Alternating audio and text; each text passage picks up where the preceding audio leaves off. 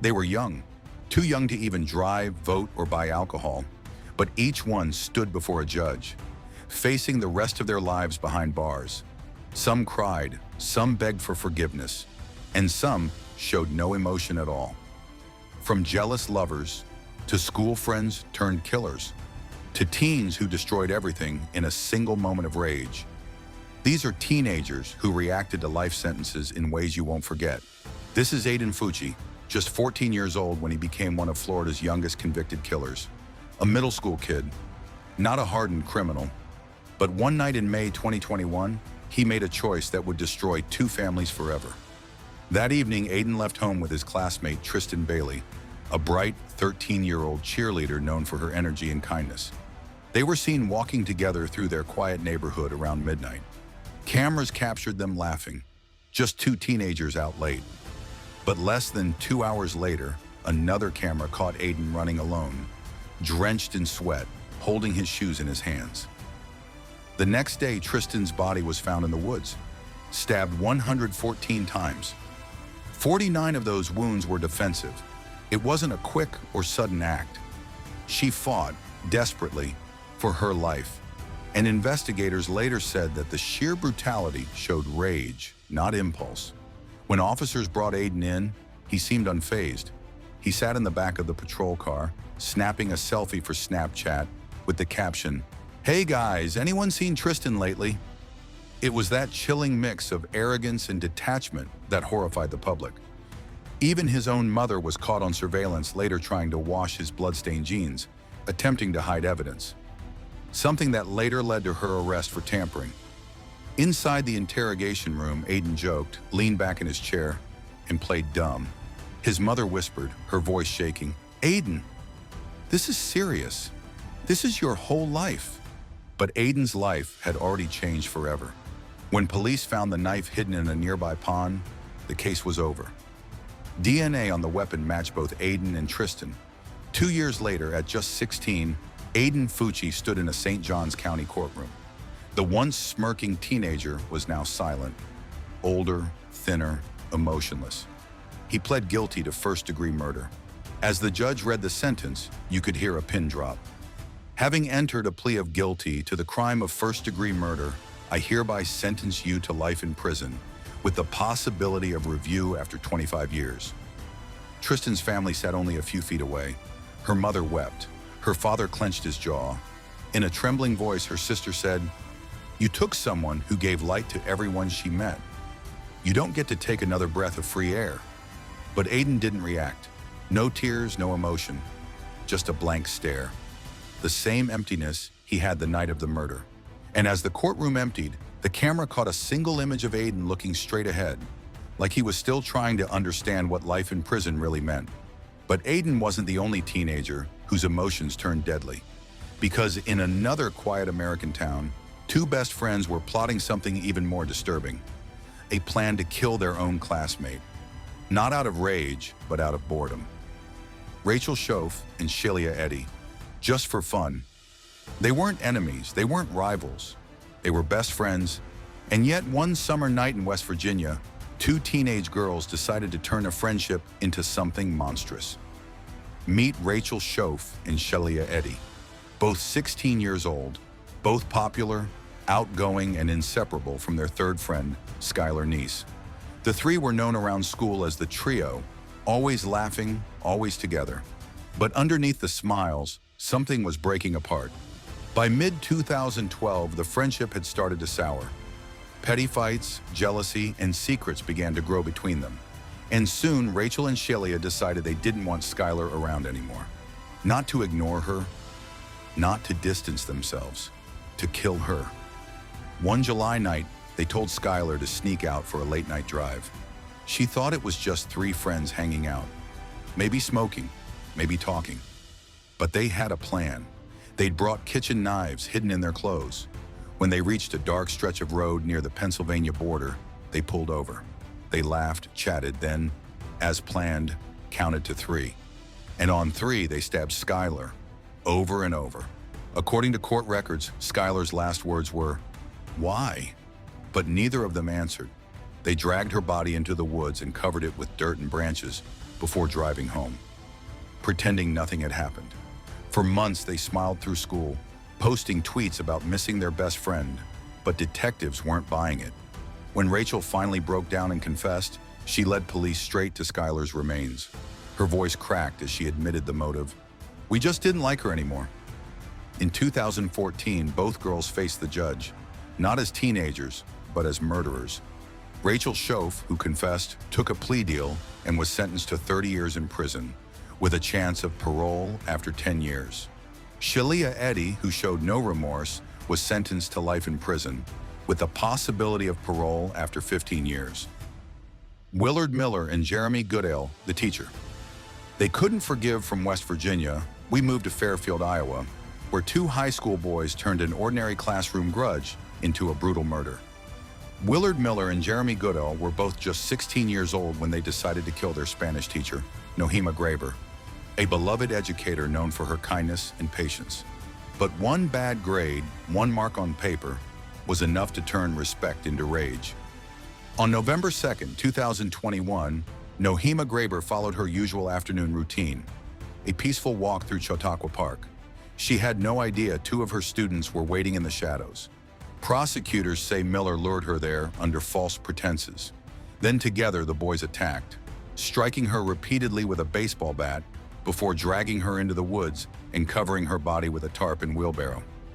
When confronted, Goodale broke down and confessed, even testifying against his friend in court. He described how Miller hit her first and how they both made sure Goodale said quietly, "I'm sorry. Every day, I wish I could go back and stop myself."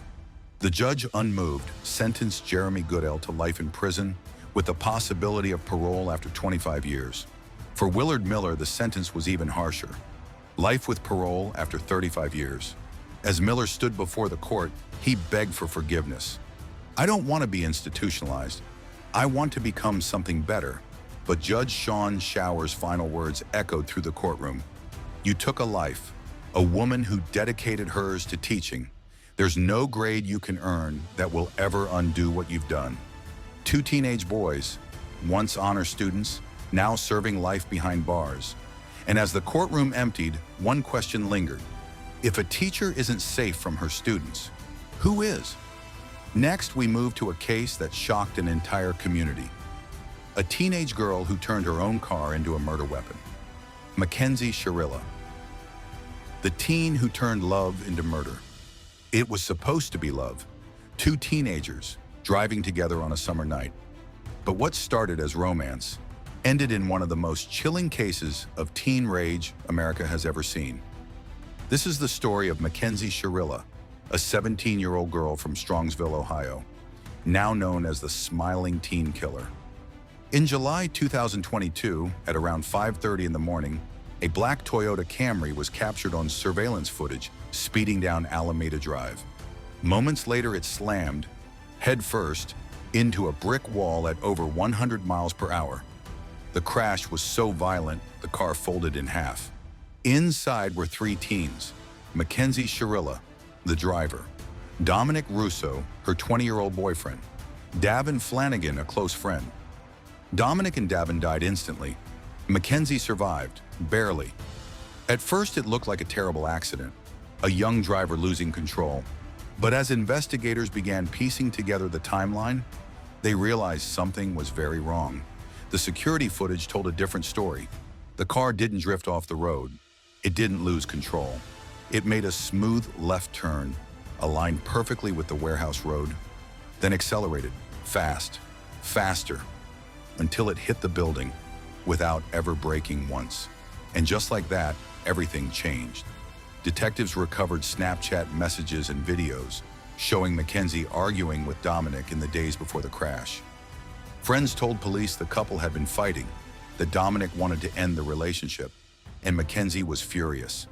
They said she couldn't handle rejection. One chilling video found on her phone showed her driving recklessly, with Dominic beside her, while she laughed and said, "You're never getting out." In court, prosecutors called it premeditated murder, saying Mackenzie planned the crash, choosing that isolated road because she knew it had no escape route. This wasn't a moment of recklessness, the prosecutor told the judge. It was a mission. a mission to end both their lives. Amarjit Sada, the world's youngest serial killer. In the small village of Mushahar, Bihar, India, life moves slowly. It's a quiet farming community where everyone knows everyone. But in 2007, whispers began spreading through the village. Whispers about a boy. Not just any boy, a 6-year-old named Amarjit Sada. At first, the rumors sounded too strange to believe. A child, barely out of kindergarten, doing things no one could imagine. But when police finally stepped in, the truth was worse than anyone expected. Because Amarjit hadn't just committed a single act of violence, they told themselves it was an accident, a tragedy best forgotten. But Amarjit's behavior grew darker. Soon after, he struck again. This time, his 6-month-old cousin. And once again, his parents covered it up, terrified of what would happen if the truth got out. But evil doesn't stay hidden for long. One morning in a nearby school, a mother left her baby, just 6 months old, in the care of the teachers while she ran errands. When police questioned him, they were stunned at how calmly he confessed. "Yes, I did it," he said. "I hit her with a brick." No emotion, no fear, just a blank stare. Investigators said Amarjit smiled through the entire confession. When asked why he did it, he simply said, "Because I wanted to." Psychologists who later studied him described him as showing classic signs of psychopathy. No empathy, no remorse, and no real understanding of what death meant. But the legal system didn't know what to do with him. He was only 6 years old, too young for prison, too young for trial. So instead of being punished, Amarjit was placed in a children's home. Records suggest he stayed there until he turned 18, and after that, his trail disappeared. No one knows where Amarjit is today. No public record of his release, no photos, no address, just silence. Some believe he changed his name and lives somewhere in India, blending in among millions. Others fear that he never changed at all, that he's out there, still carrying the same darkness he had as a boy. A 6-year-old with the mind of a killer. The youngest known serial murderer in human history. Cyntoia Brown, from killer to clemency. At first glance, Cyntoia Brown didn't seem like a cold-blooded killer.